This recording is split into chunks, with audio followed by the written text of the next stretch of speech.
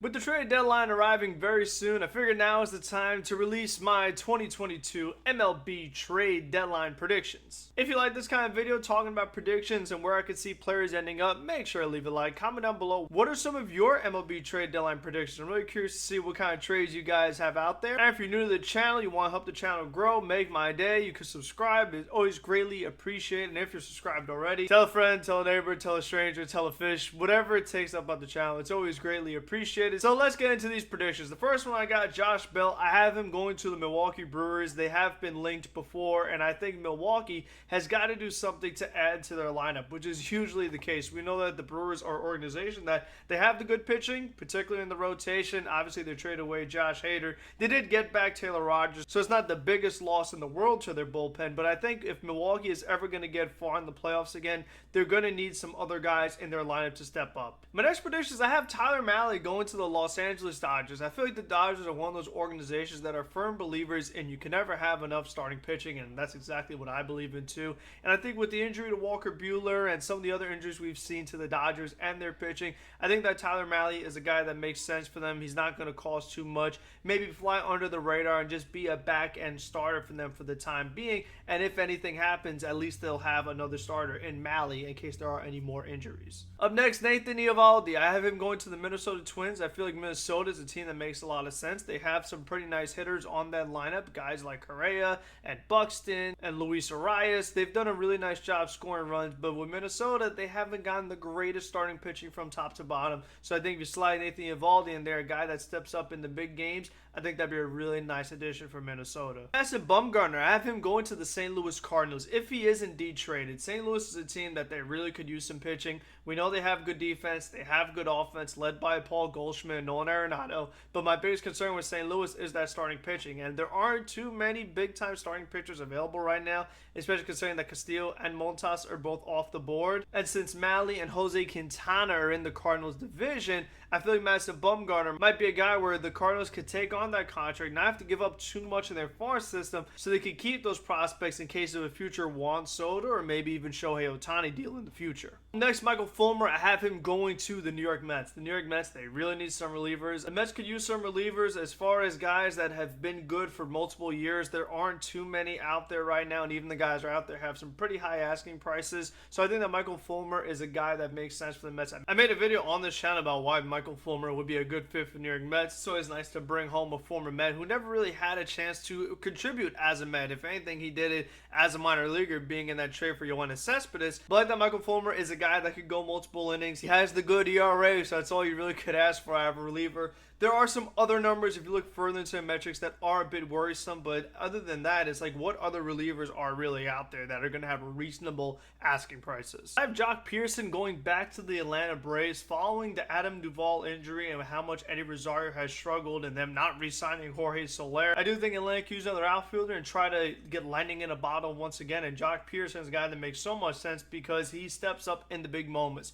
whether it's with Atlanta or the Dodgers. In the playoffs, Jock Pearson steps up when it really matters. And so I think Atlanta would try to recreate that again if the Giants are indeed sellers. I think that pairing definitely makes a lot of sense. It happened once before, so why not again? Ramon Laureano, I mean, the team that makes the most sense, it's obvious, it's the Philadelphia Phillies. They definitely could use someone that has some center field defense. Ramon Laureano could give you that, so that's a natural fit right there, easy. Andrew Chafin, I have him going, at least this is a hope if anything, I have him going to the Mets. I think the New York Mets really need this guy because when you look at the lefty market, yes, you have Joe Mantiply, a first-time All-Star, but at least Andrew Chafin, this is back-to-back years of this guy being a solid pitcher. And I think when it comes to all the lefty relievers that are out there, whether it's the guys that are available from the Marlins, it is just such a crapshoot. You don't know who is actually going to perform well for your team, who's going to be good next year. Again, I would like the guy that has a little bit of a proven track record, Andrew Chafin. He has the opt-out, so we'll see how that plays out. The Mets could have just signed him in the offseason,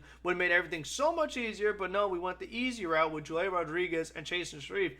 That hasn't worked out, so this is a hope. I really think the Mets should get Andrew Chafin. Up next, David Robertson. I have him going to the New York Yankees. I know the Yankees have already made a couple of bullpen moves, but it just makes more sense for them to keep beefing up that pen. Miguel Castro still has his injury. Obviously, Aroldis Chapman's been inconsistent. Clay Holmes has not been as good as he was beginning of the year. Jonathan Loaizaga hasn't been as good as he was last year. Chad Green won't be back anytime soon. Zach Britton, even if he does come back, you don't know what he's going to be. So I think the Yankees, they know how important having a good bullpen is when it comes down to the postseason. The familiarity effect with David Robertson, somebody that they had before, had him for multiple years. He stepped up in the big spot a lot of times for the Yankees.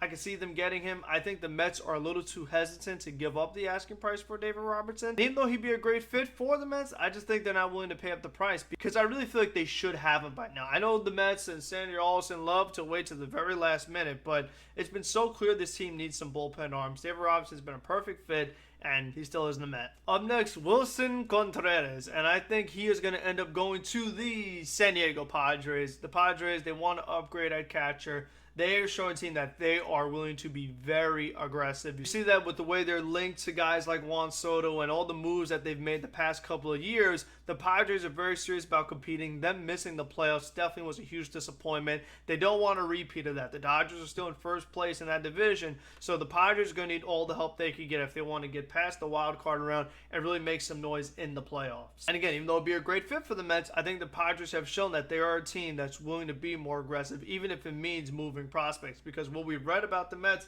they don't want to get rid of pretty much any top 5 prospects, and the asking price for Contreras is really high right now. So if the Mets are not willing to include any top 5 prospects and the Padres are willing to move whether some major league ready guys or some prospects, I feel like the Padres are willing to be more aggressive to meet that asking price. JD Martinez, this one I can see going to the New York Mets. I feel like he's pretty much the only big bat option left because obviously Trey Mancini is off the board. Josh Bell, I don't think it's going to happen because it's in the division. Like I said, Willson Contreras, I think the Padres are going to be more aggressive than the Mets, which would leave JD Martinez to go to the Mets. They need another big-time bat, a guy that's a full-time DH, does really well against left-handed pitching.